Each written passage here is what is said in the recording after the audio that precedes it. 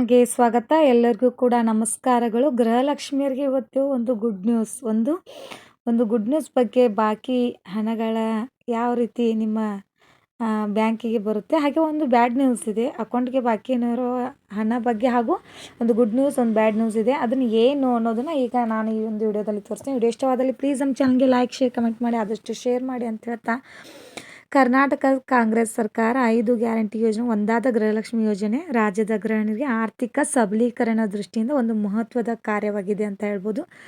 ಈ ಯೋಜನೆ ಪ್ರತಿ ತಿಂಗಳಿಗೆ 2,000 ರೂಪಾಯಿ ನೇರವಾಗಿ ಬ್ಯಾಂಕ್ ಖಾತೆಗೆ ಜಮಾ ಮಾಡಲಾಗ್ತಿತ್ತು.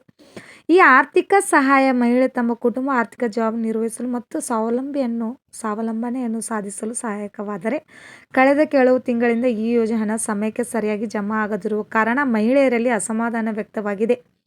ಈ ಹಿನ್ನೆಲೆಯಲ್ಲಿ ಮಹಿಳಾ ಮತ್ತು ಮಕ್ಕಳ ಕಲ್ಯಾಣ ಸಚಿವೆ ಲಕ್ಷ್ಮೀ ಹೆಬ್ಬಾಳ್ಕರ್ ಅವರು ಬೆಳಗಾವಿಯಲ್ಲಿ ಒಂದು ಶುಭ ಸುದ್ದಿ ಜೊತೆಗೆ ಒಂದು ಬ್ಯಾಡ್ ಸುದ್ದಿಯನ್ನು ಘೋಷಿಸಿದ್ದಾರೆ.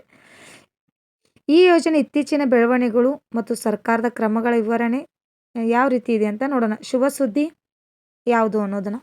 ಲಕ್ಷ್ಮೀ ಹೆಬ್ಬಾಳ್ಕರ್ ಅವರು ಬೆಳಗಾವಿಯಲ್ಲಿ ನಡೆದ ಕಾರ್ಯಕ್ರಮವೊಂದರಲ್ಲಿ ಗೃಹಲಕ್ಷ್ಮಿ ಯೋಜನೆ ಇತ್ತೀಚಿನ ಬೆಳವಣಿಗೆ ಬಗ್ಗೆ ಮಾತನಾಡಿದ್ದಾರೆ.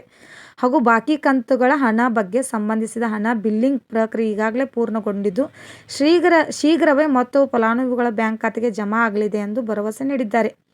ನಾವು ತಕ್ಷಣವೇ ಹಣವನ್ನು ಬಿಡುಗಡೆ ಮಾಡುವಂತೆ ಅಧಿಕಾರಿಗಳಿಗೆ ಸೂಚನೆ ನೀಡಿದ್ದೇವೆ. ಸೆಪ್ಟೆಂಬರ್ ಮತ್ತು ಅಕ್ಟೋಬರ್ ತಿಂಗಳಿನ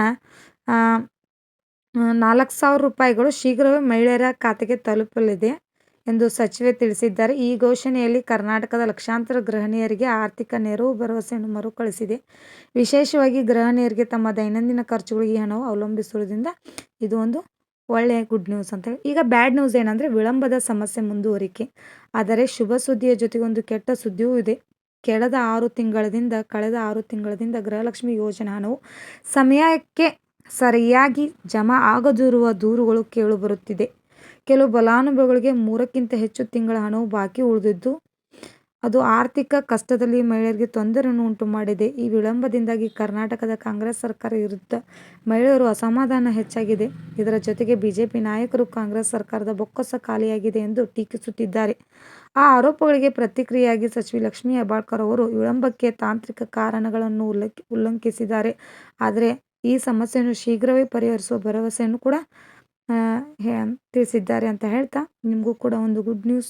ಗೃಹಲಕ್ಷ್ಮಿ ಯೋಜನೆಯ ಅಡಿಯಲ್ಲಿ ಇನ್ನು ಬಾಕಿ ಉಳಿದಿರುವ ಕಂತುಗಳ ಬಗ್ಗೆ ಆದಷ್ಟು ಸೆಪ್ಟೆಂಬರ್ ಮತ್ತು ಅಕ್ಟೋಬರ್ ತಿಂಗಳಿನ 4,000 ರೂಪಾಯಿನ ಆದಷ್ಟು ಬೇಗ ಜಮಾ ಮಾಡ್ತೀವಿ ಅಂತ ಹೇಳಿದರೆ, ಈ ಒಂದು ವಿಡಿಯೋ ಇಷ್ಟವಾದಲ್ಲಿ ಪ್ಲೀಸ್ ನಮ್ಮ ಚಾನಲ್ಗೆ ಲೈಕ್, ಶೇರ್, ಕಮೆಂಟ್ ಮಾಡಿ, ಆದಷ್ಟು ಸಬ್ಸ್ಕ್ರೈಬ್ ಮಾಡಿ. Thank you.